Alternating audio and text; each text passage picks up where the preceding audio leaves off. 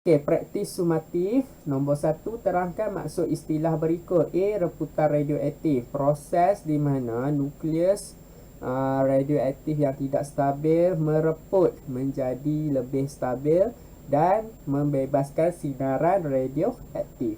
B. Separuh hayat. Jangka masa yang diambil untuk nilai asal ataupun bilangan asal nukleus yang belum mereput kepada separuh nilai asalnya.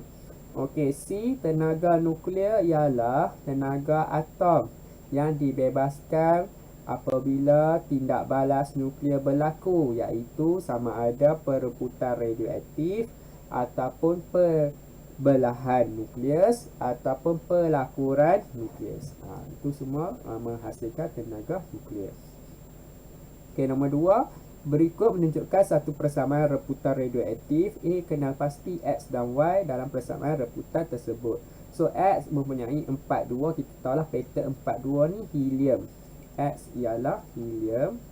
Y adalah tidak ada nombor. Y adalah gamma. Bila tak ada nombor, maksudnya dia gamma. Okey, B. Berapakah zarah alfa dan beta yang terbebas apabila radon bereput menjadi pelamba? So, kita tulis dulu persamaan. Radon menjadi 210, pelamba 82, tambah helium 42, tambah elektron kosong negatif 1. Kita letak X di hadapan helium, Y di hadapan elektron. Dan kita selesaikan persamaan ini. Tengok dulu nombor nuklear di atas.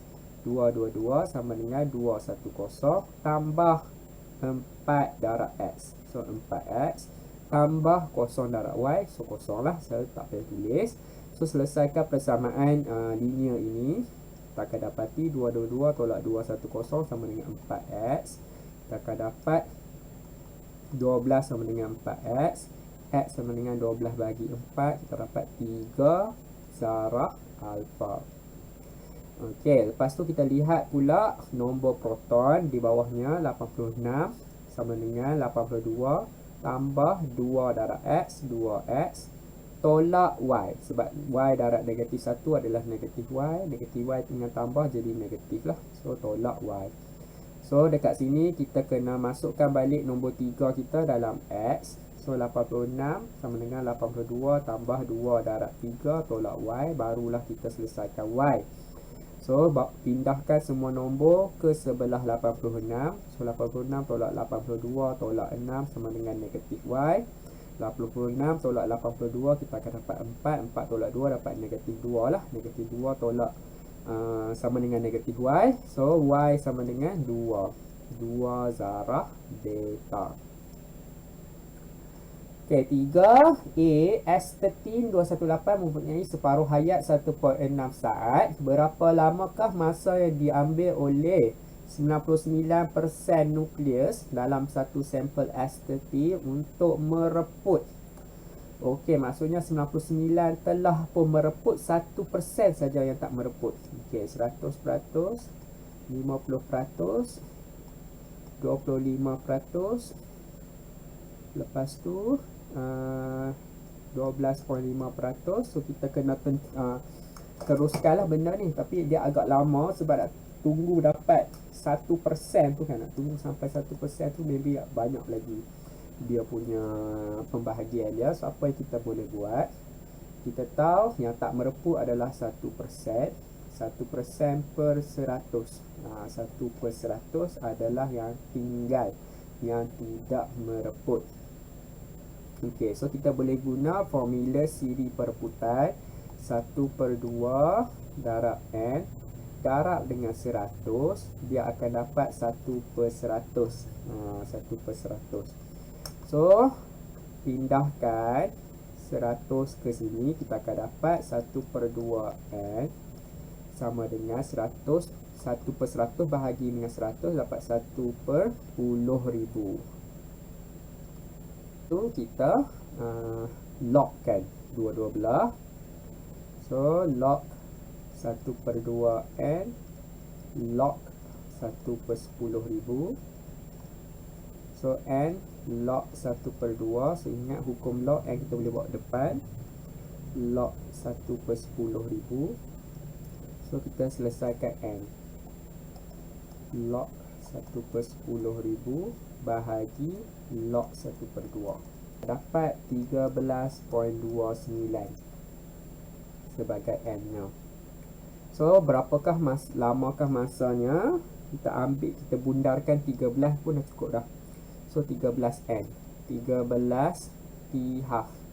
So 13 darab 1.6 saat, 13 darab 1.6, kita akan dapat 20.8 saat. B, radium 226 mempunyai separuh hayat 1600 tahun. Berapakah peratus suatu sampel radium 226 yang akan tertinggal selepas 8000 tahun? So 8000 tahun ni dah berapa kali separuh hayat? So 8000 bahagilah 1600. So kita akan dapat 5 kali separuh hayat. 5 kali separuh hayat. So berapa peratus? Okey, 1/2 kuasa 5 darab dengan 100%. So 1/2 darab kuasa 5 adalah 1/32 darab dengan 100. Kita akan dapat 3.125% yang tinggal. Okey, nombor 4, semasa pembentukan batu-batuan radioisotop uranium 235 terperangkap, kadar reputan uranium 238 adalah rendah dan hasil akhir siri reputan itu ialah pelambang 206. Jawapan 1 menunjukkan komposisi sampel batu-batuan purba A dan B. A, antara sampel batu-batuan A dan B, yang manakah lebih berusia? Beri justifikasi kepada jawapan anda. Nisbah uranium kepada pelambang 5171. So yang ni adalah yang tidak mereput kan, 5/6. Yang ni yang tidak mereput 7/8. So 5/6 ni adalah 0.8333. 7/8 adalah 0.875. Okay, so confirm lah yang lebih kecil ni telah pun lebih berusia. Lebih berusia. A lah kan, A dengan B. A lah yang lebih berusia kerana nisbah uranium yang belum mereput lebih kecil berbanding sampel B. B, komposisi nukleus pelambang tidak mungkin lebih banyak berbanding dengan nukleus uranium dalam suatu sampel batu-batuan purba. Jelaskan jawapan anda. Okay, so dekat sini kenapa dia kata sumber komposisi nukleus pelambang tu takkan lebih banyak daripada uranium, sebab uranium ni dia nak mereput tu, dia nak mereput menjadi pelambang mengambil masa yang sangat panjang. Tak sampai tak sampai lagi lah, tak sampai lagi 5 juta tahun tu. So tidak mungkinlah komposisi nukleus pelambang kita tu mengatasi bilangan uranium, sebab uranium tu masih lagi banyak, masih lagi banyak. Dah lambat lah uranium tu nak menjadi pelambang. Nombor 5, karbon 14 mempunyai separuh hayat 5730 tahun. A, berapakah pecahan karbon yang belum reput dalam sampel satu objek purba pada akhir 1.719 darab 1004 tahun. So kita kira lah berapa banyak separuh hayat yang telah berlaku. 1.719 4 bahagi dengan 5730, kita akan dapat 3 kali separuh hayat. So 3 kali separuh hayat ni berapa banyak persen? So 100% jadi 50%, 50% jadi 25%, 25% jadi 12.5%. 1, 2, 3. So 12.5 per 100 per 1/8. B, berdasarkan jawapan 5A, lakarkan graf lengkung reputan bagi karbon 14 dalam sampel objek purba. So kita lakarkan tahun, dekat sini pecahan. So start daripada 1 ke 1/2, 1/4, 1/8. 5730 darab 2, 11460 1.79 darab 10/04. Pangkah, lepas tu kita buat lengkung.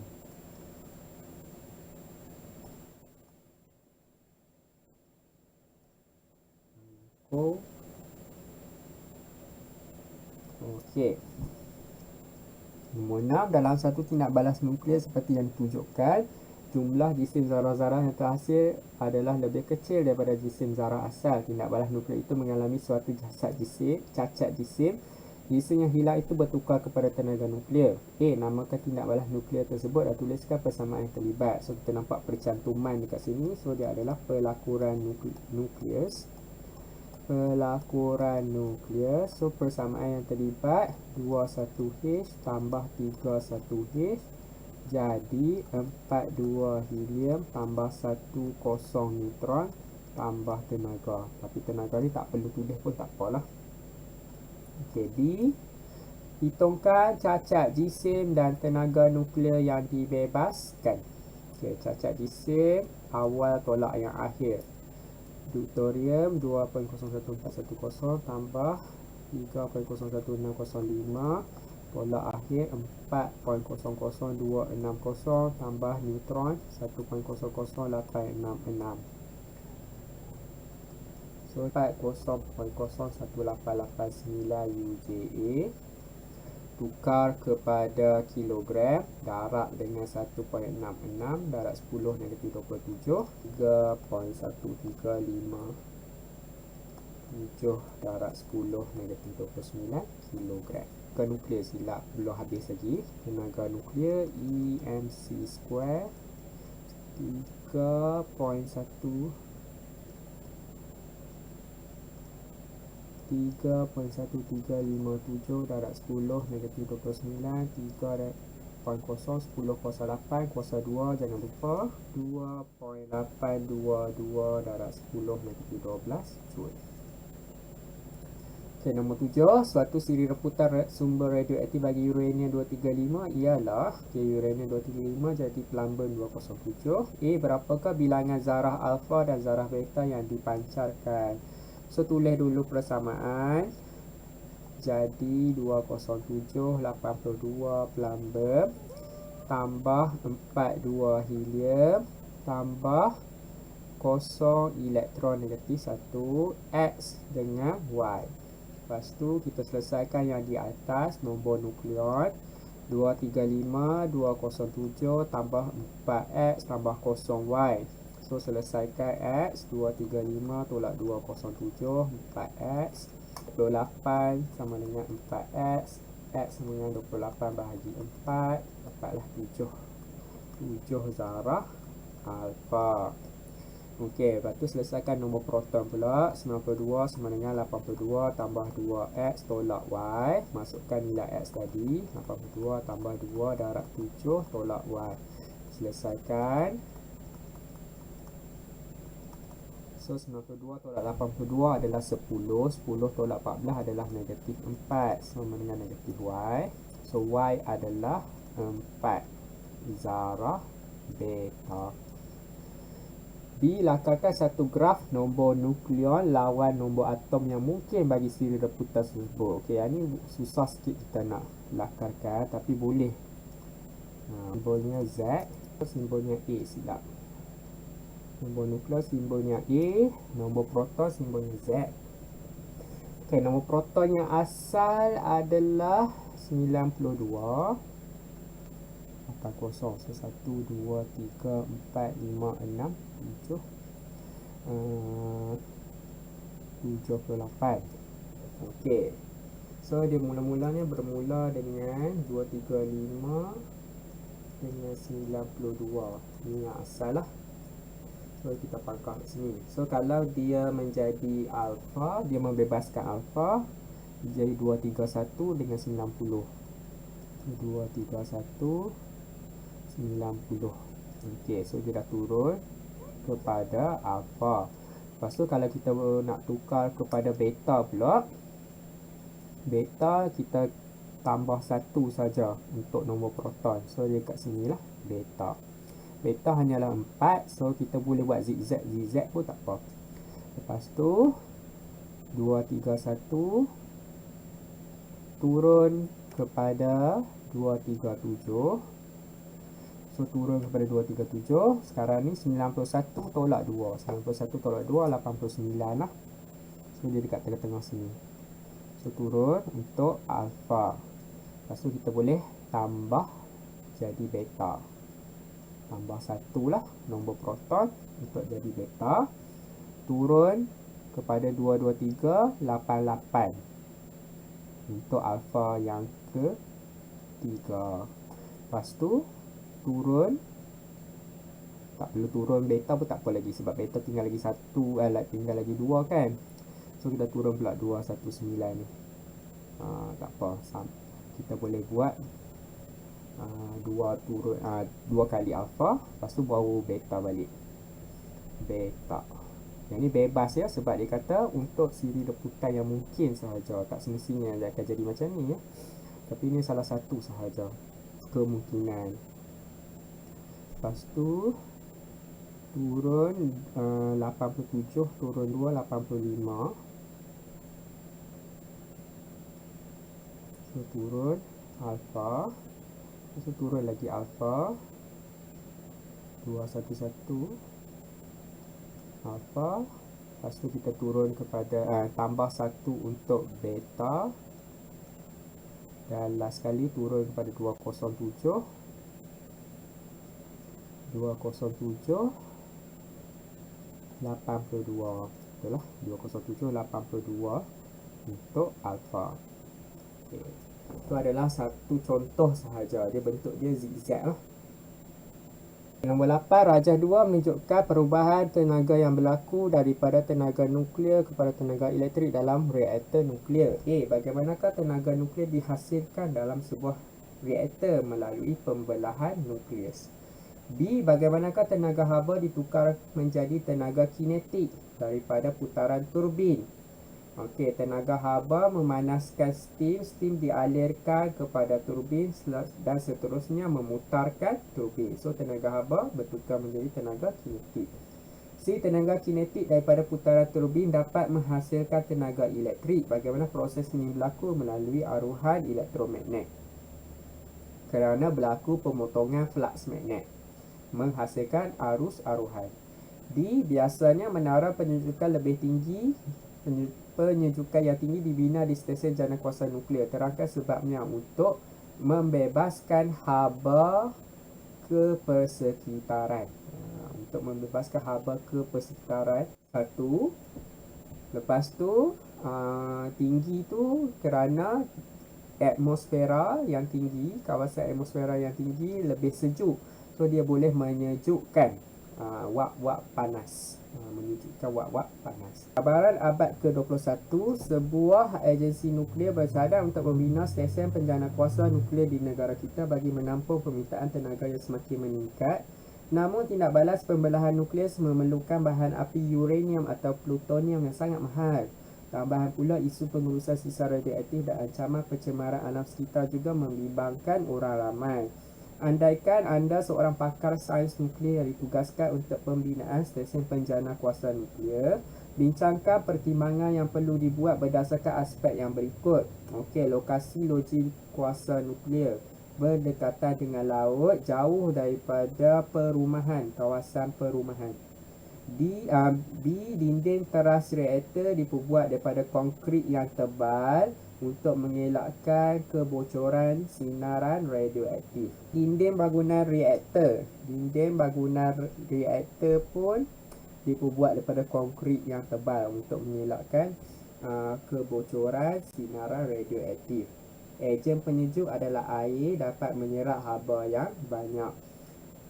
Seterusnya, kaedah pengawalan tenaga menggunakan moderator dan rod pengawal. Rod pengawal diperbuat daripada kadmium ataupun boron. Moderator daripada grafit. Rod pengawal menyerap neutron berlebihan, manakala moderator memperlahankan neutron. Pengurusan sisa radioaktif. Sisa radioaktif dimasukkan ke dalam bekas berdinding pelambam ataupun bekas diperbuat daripada pelambam dan disimenkan. Disimenkan bekas itu dan ditanam di bawah tanah. Okey, langkah keselamatan orang yang mengendalikan reaktor nuklear mesti memakai pakaian keselamatan yang sesuai dan memakai lencana radioaktif lah untuk menentukan bilangan ataupun kadar sinaran yang telah terdedah.